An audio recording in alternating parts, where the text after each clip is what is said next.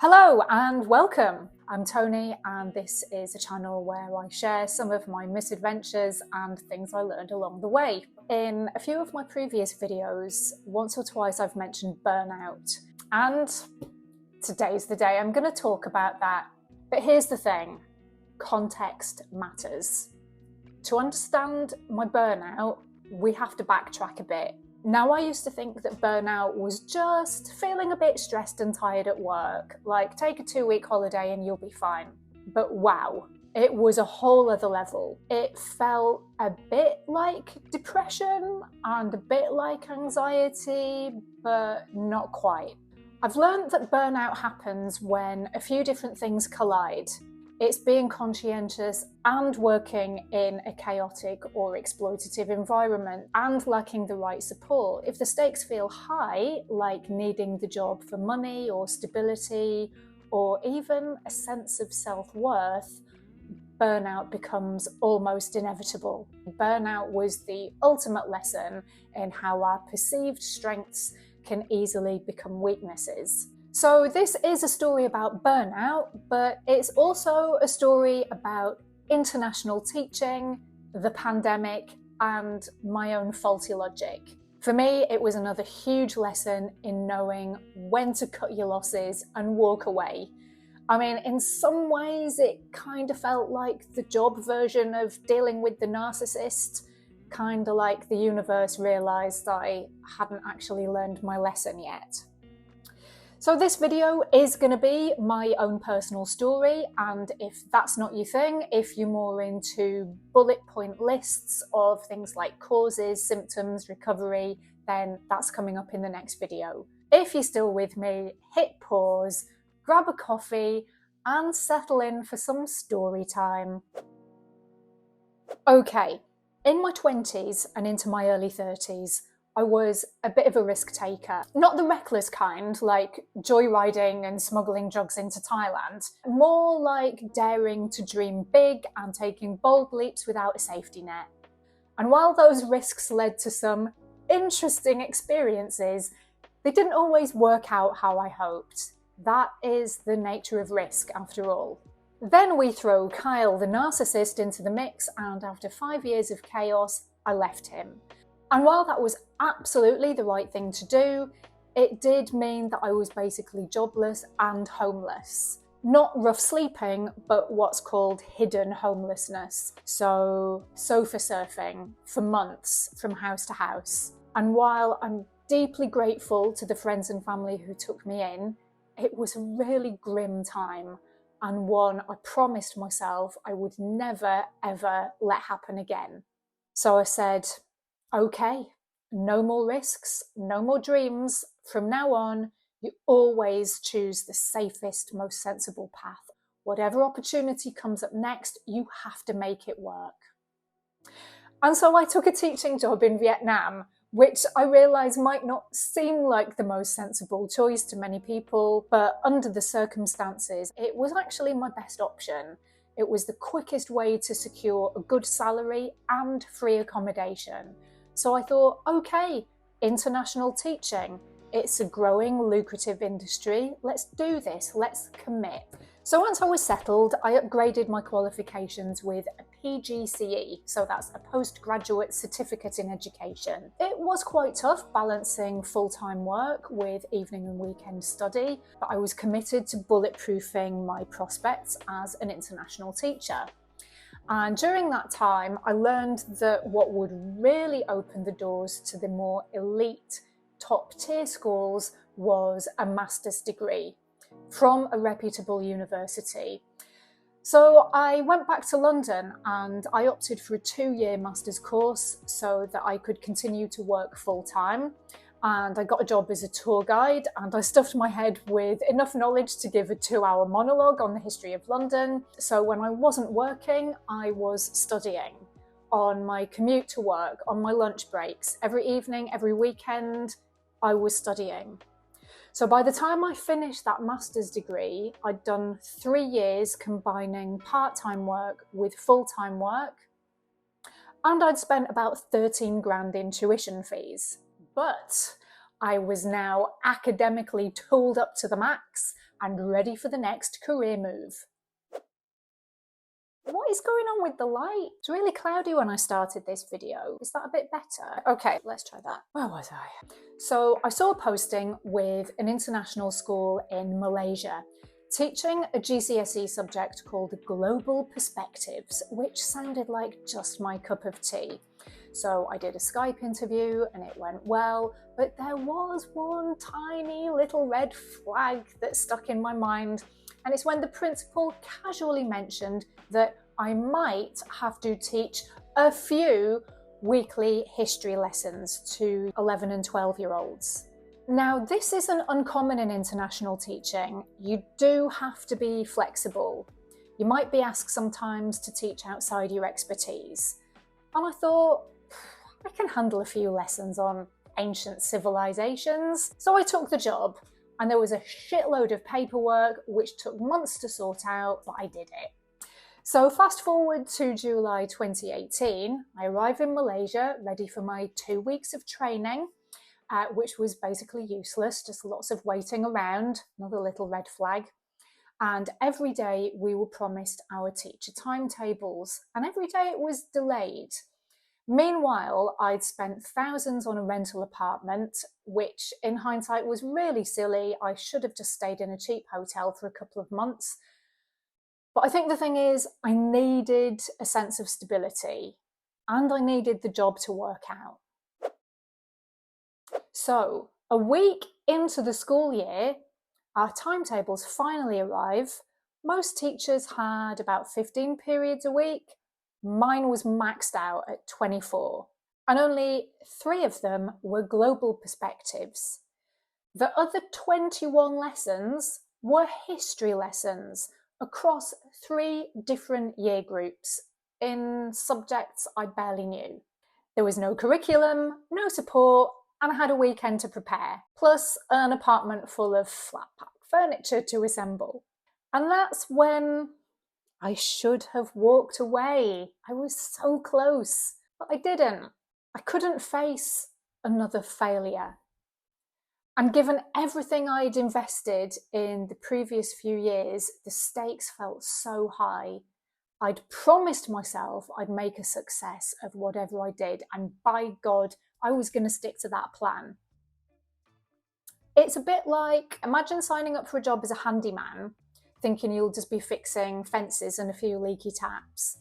But on day 1, they hand you the blueprints for an entire housing development. No tools, no team, you're just expected to figure it out. Now you could walk away, or you could say, well, this is going to be a crazy ride, but do you know what? It could be a fantastic learning opportunity, and maybe it'll even help my prospects in the long term. So I decided to stay and make the best of it. And in that first year, I was working between 70 to 80 hours a week. When I wasn't teaching, I was planning lessons, marking homework, and basically designing an entire middle school history curriculum from scratch. It was a bit like trying to fly a plane and build it at the same time. Oh, and those 3 global perspective lessons, there was a curriculum, but only 4 students on the course, and they had all the motivation of a damp dishcloth. And I soon realised the subject had been a recent addition, basically to siphon off the kids that no one else wanted to teach. But you know, those younger students, the sort of 11 to 15-year-olds in the history classes, they were great. I formed such a lovely relationship with those kids, and I wanted to do a good job for them. I think because my own high school education was a bit shit, especially history, really wanted to give my students something better. And at this point, you see, becoming a good teacher had become a key part of my identity. Now, of course, by the end of that first school year, I was absolutely knackered. I thought, should I hand in my notice? But honestly, I didn't have the energy to make a big change. And I thought, look, the worst is over. I've laid the groundwork. Next school year will be easier. And it was, sort of. I swapped global perspectives for sociology. I did it thinking it would make my life easier, and in some ways it did, and in others not so much. And as we approach the end of that first semester, I thought next year is finally going to feel normal. Having laid 2 years of groundwork, next year will finally be the year I can slip into cruise control and enjoy all the fruits of my labour. And then guess what happened? COVID. Suddenly, the whole job changed. The structure, the rhythm, the connection, all of it disappeared overnight. One day we were at school, the next day it was online teaching, tech chaos, isolation and uncertainty. I'm sure you remember it well. Now, the pandemic was a bit of a weird one for me because in some ways it made my life easier. The school wasn't the most comfortable working environment. So once I got used to the technology, working from home was actually a relief in some ways. But it was still hard work because all those lessons and resources I'd created for a classroom environment suddenly had to be adapted to online teaching. So it kind of felt like I was reinventing the wheel again. And then there were those chunks of time lasting for several weeks when we were back in school. And those social distancing protocols at school made a hard job just even more exhausting and weird and confusing. There's something else I need to throw in the mix here. My favourite person, someone I'd gladly take a bullet for, he was back in the UK during all this time and living with cancer. And we've done that thing where you stay positive for a few years, but then slowly the cracks begin to show. There'd been complications, and during the pandemic, he wasn't getting any medical attention. And even though I begged him to be honest with me, after a time, I could sense that he wasn't telling me everything. And that's when I really started to worry, and I seriously thought about going back to the UK. But what could I do? There was no point rushing back. I had nowhere to go. He was back living with his mum and everywhere was in lockdown. So I just carried on in my crazy world of teaching online in Asia during COVID, living like a prisoner in my own apartment, because at least I was saving money that way. And for a long time, I told myself I was fine. A scratch? Your arm's off. No, it isn't. It was a big lesson in realising there's a very fine line between thinking positive and living in complete denial. The problem with burnout is that you don't realise how much you lose your sense of perspective and your sense of self. It's great to be adaptable and determined, but that can easily turn into denial. There's this thing in psychology called stimulus accommodation, and it's when our brains and nervous system adapt to a constant level of stimulus. So if we're repeatedly exposed to stress or noise or workload, we stop consciously noticing it. You get used to things being shit. However, our body and brain still process the stress. It's like the proverbial frog in the pan of water. It adjusts to the temperature and doesn't realise it's actually being slowly boiled alive. But eventually, the body says no. First came the insomnia, not just trouble falling asleep, but staying asleep. I got 5 hours on a good night. I felt weirdly tired but wired all the time. Then came the nausea and dry heaving every morning. My hair started thinning. I don't think my hairline will ever recover from that. And I tried every self-care technique imaginable. Yoga, meditation, breathing exercises. I practiced relentless gratitude. I'm thankful for my job. I'm thankful for my home, running water, food in the fridge, my arms, my legs, my eyesight. But after a while, those words became hollow. I even consulted the school counsellor via email during lockdown. He was this Australian guy who'd spent several years as a Buddhist monk. And what I expected really was more mindfulness advice. But instead he said, and these were his exact words, "It's the environment that's whipping your ass. No amount of mindfulness or self-care can fix that." I hadn't been seeking validation, but his words gave me permission to admit that I'd finally run out of resources. And it dawned on me that I couldn't remember the last time I'd had fun. I wasn't depressed exactly. I didn't feel sad. It was more feeling numb, like all the joy had been stripped away and just left an empty space. And God, I was tired. I think I aged about 1,000 years in that period of time. But I was more than tired. I was done. Now, I made a very conscious decision when I was young to never ask anyone for help unless I absolutely had to. It was a last resort. But this was one of those times. And I didn't know what help I needed. I just knew I needed someone to step in and tell me what to do. Because when your brain gets broken like that, it becomes very hard to make decisions.